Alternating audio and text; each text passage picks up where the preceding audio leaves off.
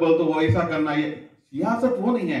सियासत गोया के इबादत है, सियासत गोया के इबादत है। इस चीज को जो है बहुत जरूरी, बहुत उसके अंदर जो है बारीकी है, बहुत बड़ी बारीकी है, और उस चीज को जो है समझना बेइंतहा जरूरी है।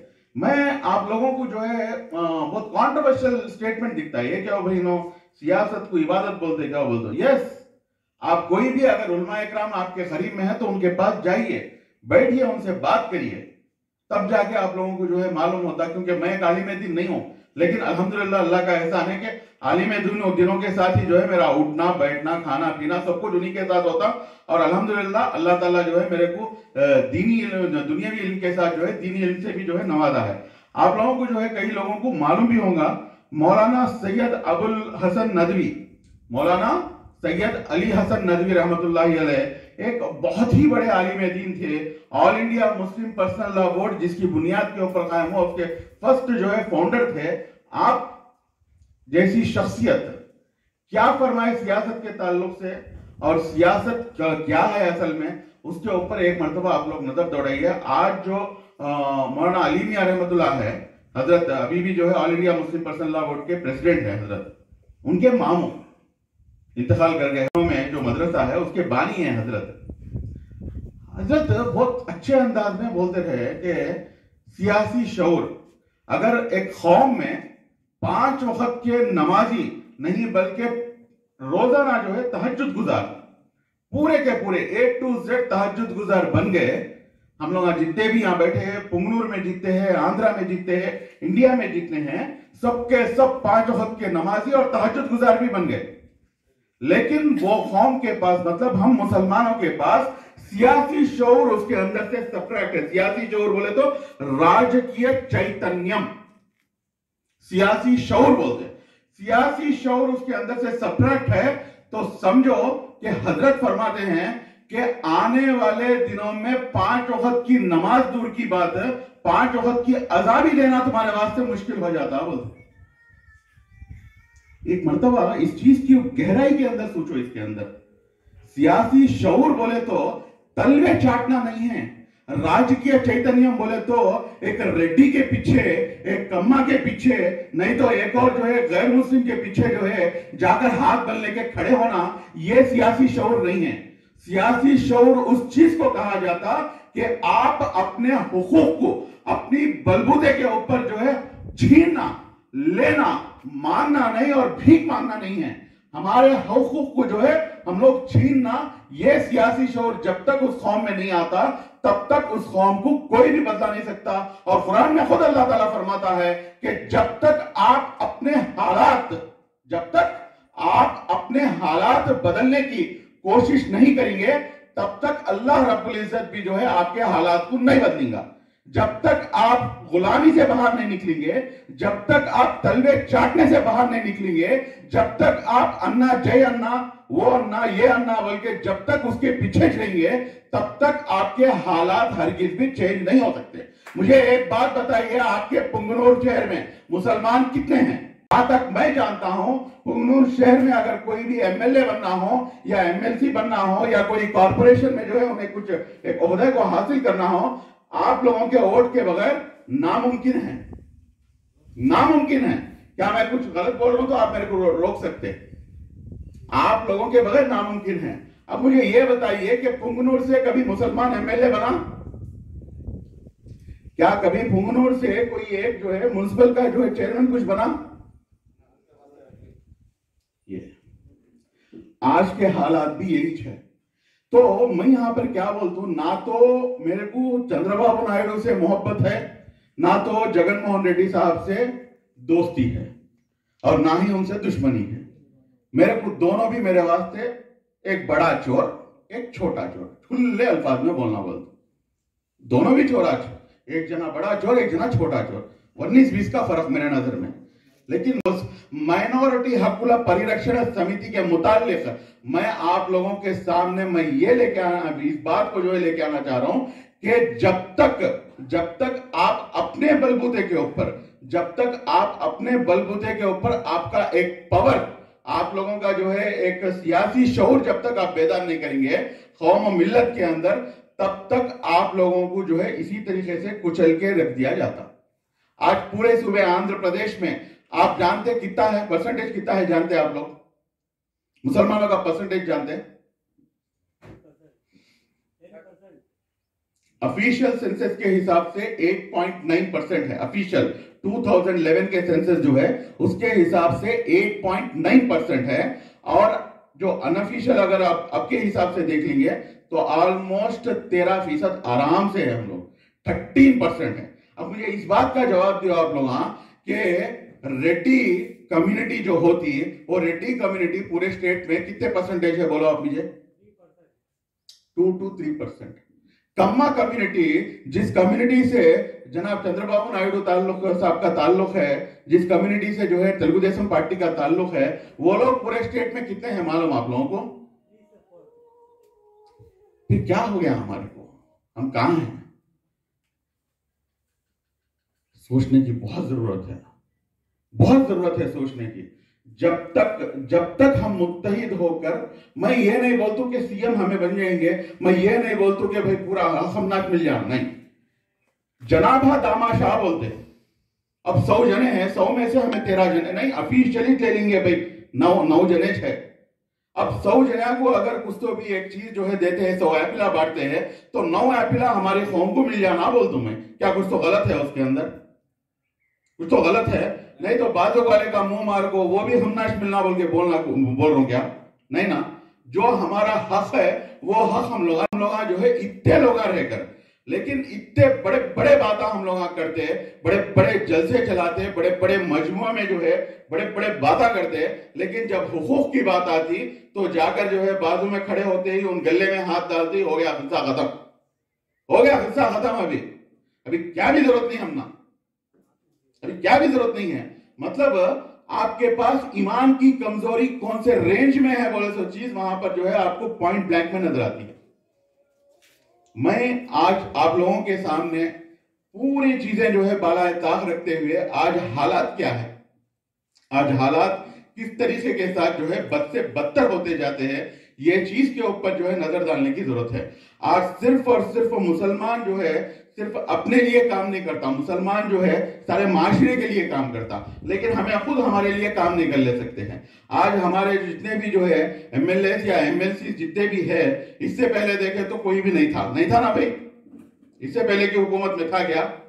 नहीं था। आज की हुकूमत में नाम के वास्ते 4 एमएलए से 4 एमएलसी से, लेकिन क्या करने के वास्ते बोल के सवाल पैदा होता नहीं होता, कई को नहीं पैदा होता बोल तो, कई को पैदा होता बोले तो जब सीएए एनआरसी जैसे एक बदतरीन जो है कानून को लेके आए, तो लेके आने के बाद में आज सबसे पहले जो है आप जाकर सपोर्ट करें। फिर ये कहां तक मुनासिब है, ये चीज कहां तक मुनासिब है? हमारे ही वोटों से जीतकर, हमारे ही वोटों से जो है आप गद्दी पर चढ़ के बैठ के आप जो है हमारे पीठों में जो है छुरा भोग रहे, ये कहां तक मुनासिब है?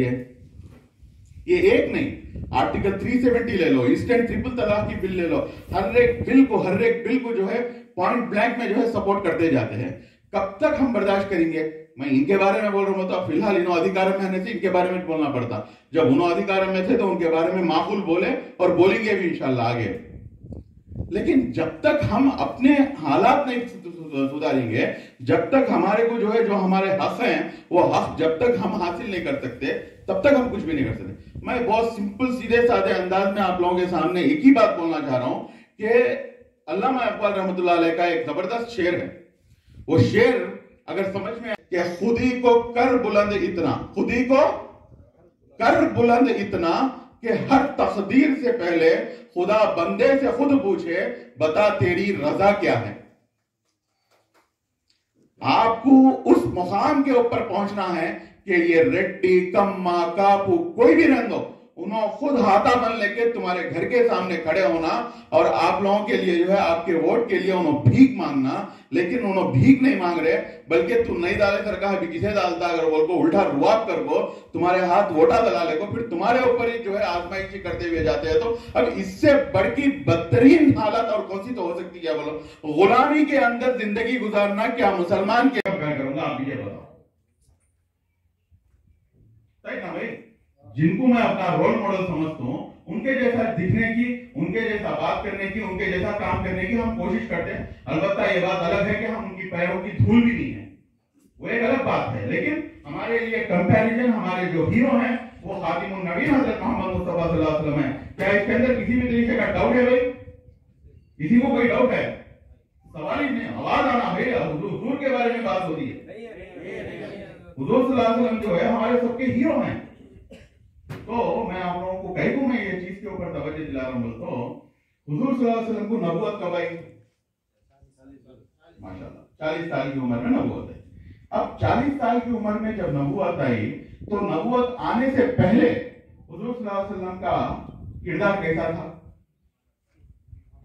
अमीन थे, सादिक थे, सच्चे थे, ब्यूटीफुल कैरेक्टर था हुजूर सल्लल्लाहु अलैहि वसल्लम का।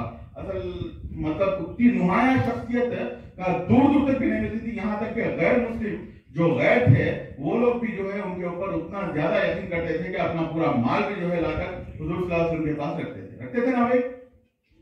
एक कैरेक्टर का एक जो मोत्तम क्या बोलते टोटल ह्यूमैनिटी और जो खातिमुन नबीन को जो है जिस तरीके के साथ अल्लाह ताला ने जो है उनका कैरेक्टर को बिल्डअप करा कि आप लोग जो है वो तो हम लोग पूरा जो हिस्ट्री में देखते हैं। ऐसा कैरेक्टर जब 40 साल आ जाने के बाद में जब जो है नबूवत हुजूर सल्लल्लाहु अलैहि वसल्लम के ऊपर जो है नबूवत नाजिल हो जाती और नबी की तरह जो है आपको फैसला कर दिया जाता और जब बाहर आकर जो है जब आप हक बयानी करना शुरू करते तो उसके बाद में हुजूर सल्लल्लाहु अलैहि वसल्लम का क्या हाल करे। नौजुबिल्लाह, आप नहीं जानते तो कुछ भी नहीं, मैं जान दो। जादूगर बोले नहीं बोले कैसे कैसे तकलीफा दिए। सबसे बेस्ट एग्जाम्पल, अगर आप हक बात कर सकते हैं, अगर आप हक बात करेंगे तो जरूर आपको जो है परेशानी का सामना होगा, लेकिन वो परेशानी का सामना करना भी दो जहां के सरदार की सुन्नत है। अगर वो सुन्नत पे अमल करना आपको मुझे पसंद है तो हम उसका गुड़ थैली गच्चू खा लिए सो लिए जागो घर में जाकर सो जाएंगे तो कुछ भी नहीं हो सकता, कुछ भी नहीं हो सकता। तो बहरहाल अपने हुकूक बराए तहफ़्फ़ुज़ माइनॉरिटी हक़ुल परिरक्षण समिति अल्हम्दुलिल्लाह, अल्लाह का लाख लाख फजल है, अल्लाह का लाख लाख शुक्र ऐसा है कि अल्हम्दुलिल्लाह अल्लाह से हम यही दुआ करते हैं कि या अल्लाह हमारे को जो है जो हुक्मरान है उस हुक्मरान के नजरों में नजर मिलाकर बेबाक तरीके के साथ एकदम पॉइंट ब्लैंक में उसके सामने जो है हमारे जो भी हुकूक हैं और जो हुकूक में पामाली होती है उसके बारे में सवाल किया जाए, उसके बारे में जो है उसको जो है झिझोड़ा जाए और हमारे हुकूक को हासिल करना, इसके लिए जो है अपने हुकूक बराए तहफ़्फ़ुज़ आगे बढ़ती है। और सियासी एजेंडा हमारा एक ही है, वो सियासी एजेंडा ये है कि आज तक इस दाढ़ी टोपी का इस्तेमाल हर सियासी पार्टी वाला करा, लेकिन आज से हमारा एजेंडा कुछ अलग होगा। ये दाढ़ी टोपी वाला हर सियासत पार्टी का इस्तेमाल करेगा। अगर ये कॉन्सेप्ट अगर आपको समझ में आता है, यू आर मोस्ट वेलकम। बहरहाल मैं शायद समझता हूं कि 15-20 मिनट से ज्यादा ही मैं अपनी बात आपके सामने रखा हूं। मैं एक 5 मिनट जो है आप लोगों के लिए देता हूं। अगर कोई भी भाई कोई भी किसी भी तरीके का सवाल अगर आप करना चाहते हैं आप जरूर आप करें, बिला झिझक करें, बिला झिझक करें। आप मेरी तारीफ छोड़ दो, मेरे से कुछ तो भी अगर पॉइंट ब्लैंक में अगर कुछ क्वेश्चंस हैं, आप ऐसा कहते ना भाई, वैसा कहते ना भाई, वो पार्टी कहते ना भाई, ये पार्टी कहते ना भाई, तुम्हें उनके गोद में बैठ को है कहते ना भाई, तुम्हें इनके खांदे पर बैठ को है कहते ना भाई, ऐसे क्या कहते हैं तो पूछोगे। Most welcome, most welcome. अगर ऐसा कुछ तो भी है तो बात कीजिए इंशाल्लाह, क्योंकि आपसी मुज़ाकिरे के जरिए से जो है हम लोग जो है अपने मैं ये कहना रही एक्चुअली लोकल में ज्यादा नहीं हूँ 5-6 साल से, फिर भी जो इंटरनेशनल न्यूज चलता है इंडिया के बारे में, इसके बारे में जो भी प्रॉब्लम्स के बारे में ये सब भी सुनते रहती, देखते रहती, पूरा भी अपडेट करते रहती। अब मेरे मन में क्या देखो तो पूरे न्यूज आप देखो यहाँ के बात तो जरा चेंज। अब हमारी मुसलमान की कौम बल्ला की ज्यादा है, उसमें क्या देखो डिवीजन, ये पार्टी वो पार्टी, ये पार्टी ये पार्टी एक बोले, वो पार्टी एक बोले, वो पार्टी एक बोले। अब एक बंदे बात करे तो क्या है तो हमारी पार्टी अच्छी करती है, हमारी पार्टी में ये है, हमारी पार्टी मुसलमान के हक के बात रखती है, ये पार्टी बोलती, दूसरी पार्टी सेम, ऐसा तीसरी पार्टी भी सेम बोलती है। अब क्या तो भी प्रॉब्लम आया बोले तो कौन सी पार्टी के नीचे जाना। अब हिजाब का चीज आगा, एक पार्टी ऑलरेडी लड़ती है तो उसके पीछे जाओ रहेगा तो उन्हें क्या बोलती है, नहीं भाई हमारी तंजीम नहीं बोलती, जब तक हमारी तंजीम बोलती है जब हमें उसके पीछे जाते। तो जो 100 मुसलमान ही 30 जने एक तंजीम में ही उन्होंने लड़ाई के पीछे गए, बाकी के 70 जने ही उसने क्या बोलती है, एक पार्टी नहीं भाई हमारी पार्टी अभी तक बोली नहीं, अभी तक आवाज उठाई नहीं। तो मैं क्या बोलता हूँ, ये तंजीम अलग अलग करके मुसलमान हमें मुसलमान दुश्मना पैदा करवाते हैं, पूरे मुसलमान एक नहीं। तो पूरा मुसलमान एक होकर चलना था तो तुम्हें क्या करती, क्या एक आवाम को देती कि पूरे मुसलमान मिलकर जाना, इन्हें अलग नहीं उन्हें पार्टी अलग। भाई की बात माशाल्लाह बहुत जबरदस्त है, लेकिन इसके अंदर जो है भाई रुको बैठो आप। अल्लाह ताला जो है कुरान में बहुत क्लियर तरीके से, तो आप लोग जो है बहुत ताज्जुब होंगे कि भाई मैं क्या पूछे तो भी मेरे को जो है कुरान और हदीस का हवाला देते बोलते हो भाई, मेरे लिए कुरान और हदीस ही आपके लिए मेरे लिए हम सबके लिए कुरान हदीस के अलावा और कुछ भी नहीं। अल्लाह ताला कुरान में बहुत क्लियर फरमाते हैं कि अल्लाह की रस्सी को मजबूती से थामो और आपस में ना बटो। अल्लाह की रस्सी को थामने के बारे में बात भी, मगर किसी एक जमात की, तबलीगी जमात की रस्सी को थामो बोले नहीं, अहले हदीस की जमात की रस्सी को थामो बोले नहीं, जमात इस्लामी की रस्सी को थामो बोले नहीं, हमारा अहले सुन्नतुल जमात की रस्सी को थामो बोले नहीं, अल्लाह की रस्सी को थामो बोले। अब रही बात, अब कई को ऐसा होता है बोले तो इसका बहुत सिंपल और बहुत स्ट्राइट फॉरवर्ड जो है रीजन है, वो रीजन ये है कि हमारे जो भी आज हालात चलते हैं हिंदुस्तान में, इन हालात का जो है अगर आप समझते हैं कि हमारा दुश्मन बीजेपी आरएसएस बीएचपी है, तो आप लोग जो है बहुत गलत और बहुत क्या बोलते गलती में है आप लोग। मैं माफ करना, मैं इसीलिए मैं बोलता हूँ, मैं मेरे को छेड़े तो क्या होता बोलता हूँ, मैं बहुत सच्चाई बयान करता हूँ, वो सच्चाई बड़े कड़वे रहते हैं, वो सुनने के वास्ते तुम्हारे पास कलीजा होना पड़ता। आप सुनना चाहते हैं, आपका दुश्मन कौन है कि सुनना चाह रहे हैं आप लोग? यहाँ पे जितने भी लोग बैठे हैं एक दूसरे के दुश्मन हैं, ये हकीकत है।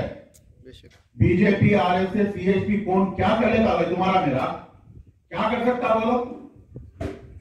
जिसके पास ईमान की नुसरत नहीं है, जिसके पास ईमान की ताकत नहीं है, जिसके पास ला इलाहा इल्लल्लाह मोहम्मद रसूलुल्लाह कलमे की वहदानियत की जो है ये नहीं है, लेकिन बावजूद उसके जो है हजारों जो है खुदाएं रखकर भी वो लोग मुत्तहिद हैं, एक खुदा रहकर हम लोग पूरे बिखरे हुए हैं। बोल तो ये तुम्हारी और मेरी गलती के अलावा किसी और की गलती नहीं है।